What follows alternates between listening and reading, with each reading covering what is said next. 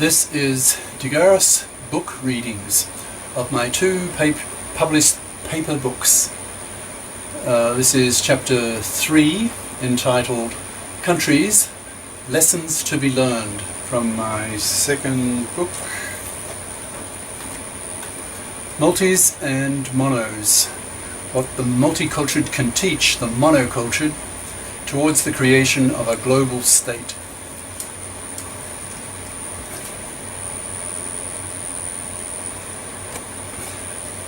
Chapter 3, Countries, Lessons to be Learned. Section headings: A. Overview. B. General Principles. C. Australia. D. England. E. France. F. Germany. G. Japan. H. US. I. China. A. Overview. This chapter is concerned with what the countries mentioned in the previous chapter can learn from the superiorities of the other countries. As I began to write this chapter, I was faced with the question as to whether to concentrate only on the cons of each country and making suggestions from my own multi-perspective and the perspective of other multis as to how the citizens of these countries might improve their lives by absorbing into their national personalities the superior aspects, that is, the pros of other world-class cultures. Alternatively, one could look at the pros of the various countries and suggest how the other countries could learn from them. By concentrating on the cons, one focuses on those particular points, whose number is a lot less than the total number of the pros points of all the countries discussed in the previous chapter. After some reflection, I decided to compromise, but only to a small extent. Therefore, in the remainder of this chapter, I discuss ideas on how each country can improve on each of its cons mentioned in the previous chapter, by giving suggestions on how it can learn from the pros of other countries. To illustrate this approach, let me give an example. If someone were to ask me which country in my 7-country experience has the best relationship between the sexes, then, as I said in chapter 2, I would choose France, le pays de l'amour, the country of love. I take the view that all countries could learn from France in how to foster a better quality of relationships between the sexes, and especially in the case of Japan, where I felt the quality of relationships between the sexes was the worst. So in this case, I would certainly mention France as an example to be learned from when discussing Japan's cons list. But what about all the other countries discussed in the previous chapter? It would be boring to say the same thing many times. For example, country X could learn from France on how to improve the quality of relationships between the sexes. Country Y could learn from France on how to improve the quality of relationships between the sexes, etc. So in practice, if country A has a con that corresponds to a point that is a pro in country B's list, then I may mention that country A can learn from country B on that point. This seems to me to be reasonable, but I'll also make suggestions on the cons of the countries in chapter 2, using more general suggestions and remarks. I hope the compromise makes the reading of this chapter more interesting as a result. B. General principles. It's all very well to suggest to country A that country B does some particular thing X better, and that the citizens of country A could probably be happier if they learned how the citizens of country B do X better, and then copy country B concerning X.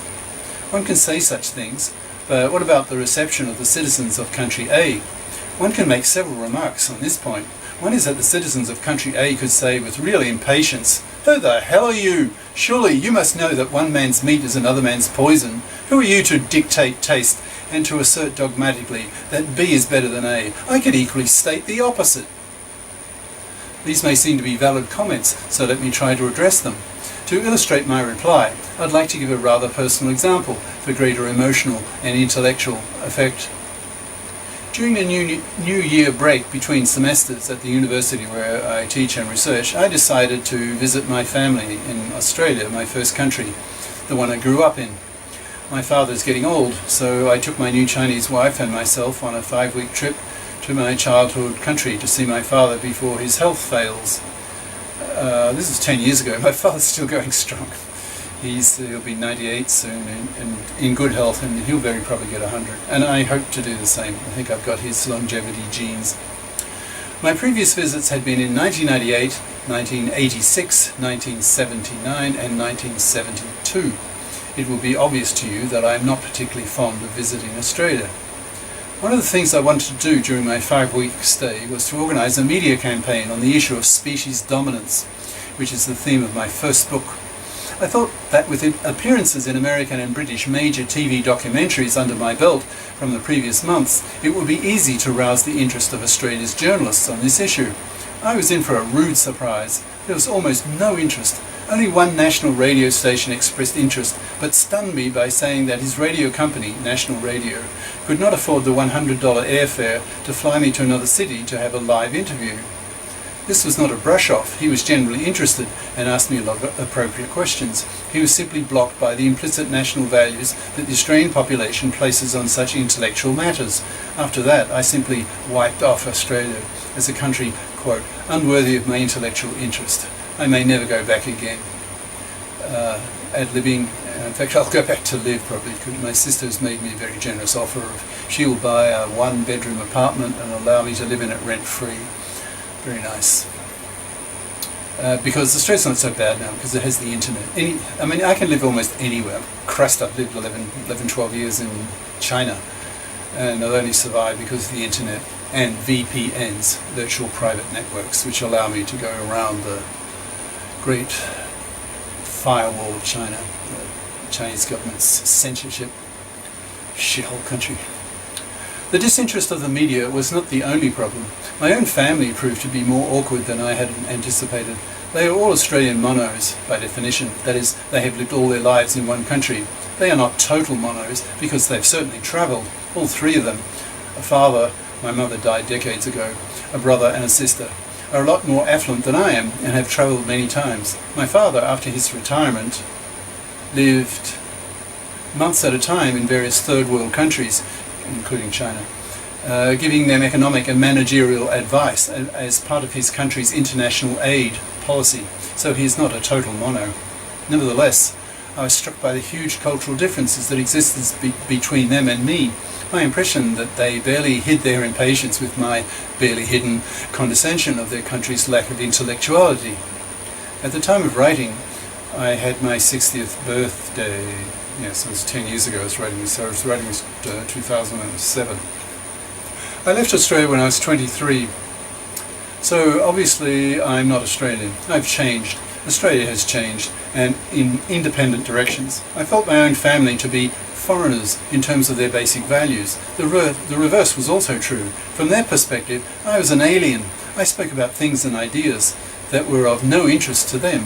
I wanted to talk about philosophical and political ideas, and they spoke about money.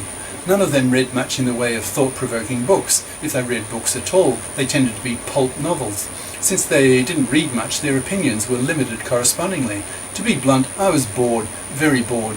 I spent most of my time touristing in the afternoons with my Chinese wife and writing this book at nights.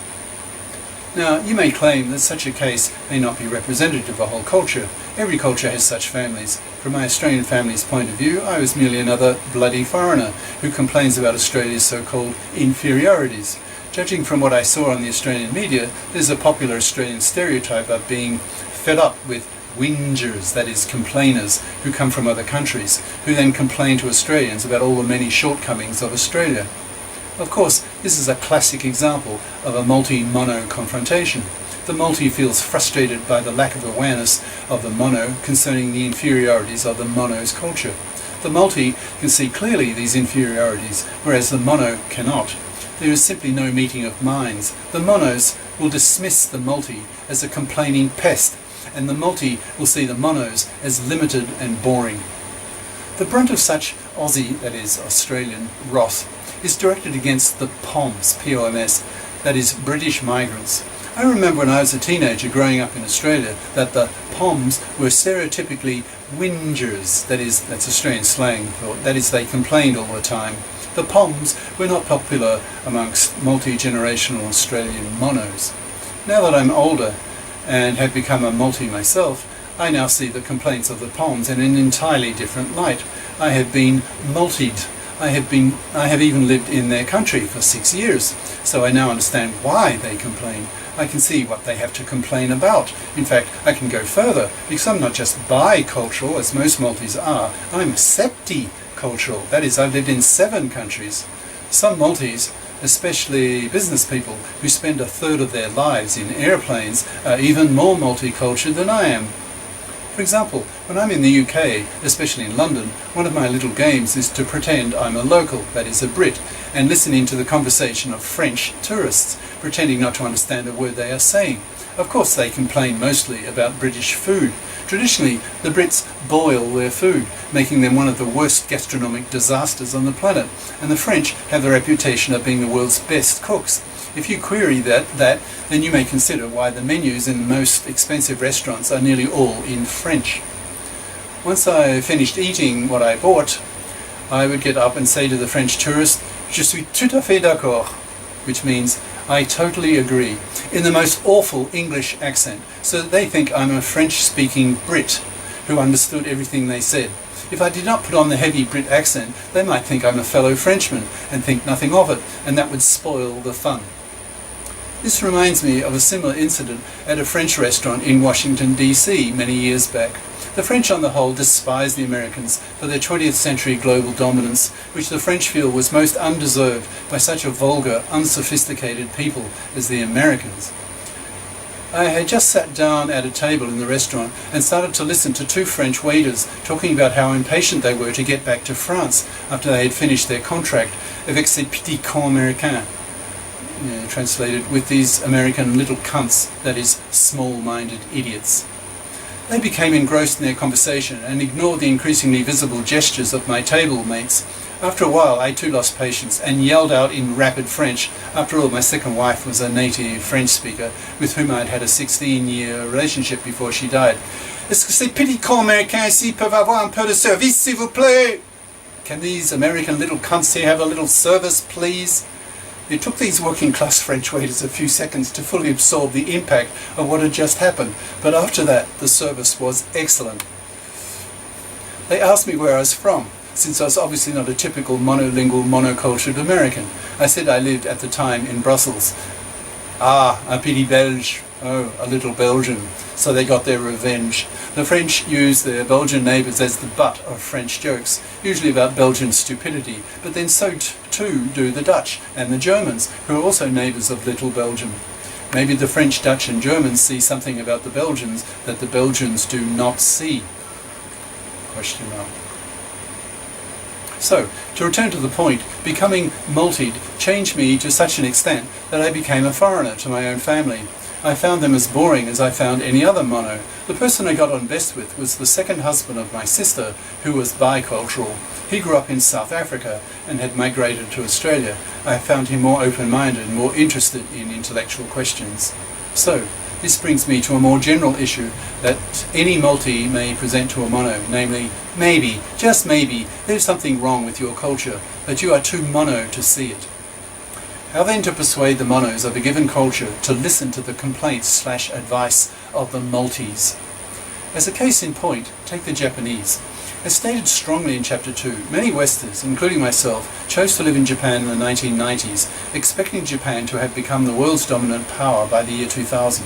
Nearly all of those Westerners have left Japan, and with the general impression that, quote, Japan is a culture unfit for Westerners to live in. This is a damning assessment of a culture by Westerners. How then do the Japanese themselves react to such harsh criticism? Only a very small minority really listen to the Western criticism. The vast majority simply dismiss the criticism as Japan bashing and then ignore it. This is understandable from an ego defense point of view, but from the viewpoint of the multi, it's not intelligent. From the multi's point of view, by dismissing the criticism, the Japanese continue to live with the same cultural inferiorities as always. They continue to suffer, but are unaware that they are suffering, such as the typical fate of monos. As mentioned in several chapters, one of the major lessons of this book is that, quote, millions of people can suffer from their adherence to stupid customs. The tragedy of monos is that they don't see their customs as stupid because they know of no alternatives. Monos behave the way they do due to blind, unquestioned habit. If the Japanese have a problem, then the Chinese have a far bigger problem. Not only would the Chinese be intolerant of similar criticism from Westerners and Japanese, but their own government would not allow such criticism to be published. I will probably have to wait until the CCP, Chinese Communist Party, either reforms itself into a political party of a multi-party state or is pushed aside before a Chinese version of this book can be published in China that does not have the cons of China censored out. Once China becomes a democracy, which I'm calculating will be around 2020 or sooner, see figure 1 later in this chapter, then perhaps a Chinese second edition might be possible, ? My first book was published in Chinese and was mildly censored.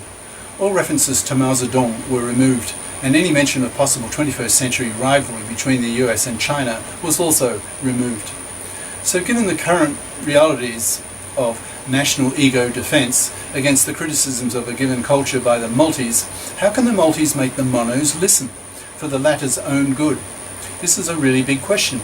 As the English aphorism says, you can lead a horse to water, but you cannot make it drink. Well, there are lots of ways, as this book attempts to show. Chapter 5 lists the many technological, economic, political, social, psychological, etc. forces that are making our planet smaller by the decade, that will, bit by bit, break down the mono mentality. As is shown most clearly in Chapter 5, I place greatest hope in the future power of the Internet and its incredible increase in speed every year, called the Brad law. That is the bit rate annual doubling. That is, the number of bits of information that one can send down a wire or optical cable doubles every 12 months. So that over a 30-year period, the bit rate will be 1 billion, with a B, times faster. The Brad law is only one factor pushing in the near future towards the multiplication of the planet. There are many others, as detailed in Chapter 5. For example, larger, cheaper tourist jets, mass tourism as living standards increase, a global business community, maglev trains, high-speed train networks across continents, a global media that brings all the media of the world to all the world, the development of a global language, etc. For the purposes of this chapter, I will concentrate mainly on the future power of the Internet. Chapter 5, Section M, talks particularly about my idea of a global media, to which I give the label Glow Media. That is, the idea that all the media of the world, that is all TV, radio, text, etc., is put into the Glow Media network and sent to the whole planet, so that everyone is exposed to everything. Adlibbing now, we pretty well have that now, except for those countries that censor the internet, like China. You can pretty well get anything from anywhere nowadays. I'm speaking this in 2017, just after my 70th birthday. There would be no more of what I call the tyranny of monocultured media, in which an individual's mind can be brainwashed by a monocultured government or monocultured commercial media stations. The media, especially television, has a powerful influence on people's opinions. They consciously or unconsciously absorb into their personalities what they see on the big screen. With a global media and increasingly the use of a global language, the world's citizens will come to think more and more alike. This need not imply that the world becomes more boring and limited. In fact, just the opposite. Everyone's mind would be expanded by the greater range of media offered by the Glow Media network. If every individual's intellectual and cultural horizons are expanded, then the intellectual and cultural richness and variety of the population of the whole planet is expanded. So then the suggestions made in the rest of this chapter as to how each country mentioned in the previous chapter might benefit from the criticisms of the multis, like myself, need not be just water off the duck's back. When billions of people can get the media of the whole planet and in a global language that most people bother to learn, especially if it is made compulsory in elementary schools all over the planet, then a potent new means exists to persuade the monos not to be so mono in the future. Their minds will be powerfully influenced by the ideas and opinions they will absorb evening after evening in their living rooms watching the Glow Media service. Their minds will become global, whereas today's minds are still largely national, with national media limiting the mentalities of billions of monos the world over. One can imagine then, under such circumstances, that the phenomenon of group pressure can begin to work in the following sense.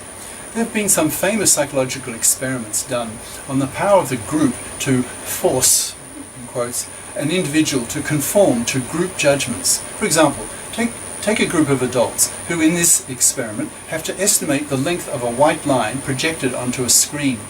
Imagine the real length of the line on the screen is 10 centimeters. Unknowingly, the subject of this experiment is placed in a group where all the other group members give the same false answer, that is, 15 centimeters. The other members have been instructed to do this to see what effect group pressure will have on the subject. If the subject is the last person to give his judgment of the length of the white line, will he-she give an answer of 10 centimeters, which is what he-she really thinks, or about 15 centimeters, in order not to feel out of the group?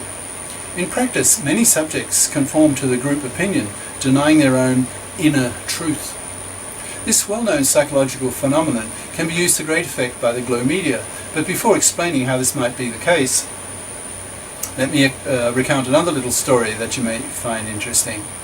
I gave an early version of this book to several readers of different nationalities, most of whom were nationals of the countries mentioned in Chapter 2. Their reactions were very interesting, I found, even fascinating, but with hindsight probably not too surprising. What I found was that my harsh criticisms of each country caused rather emotional reactions from the nationals of that respective country.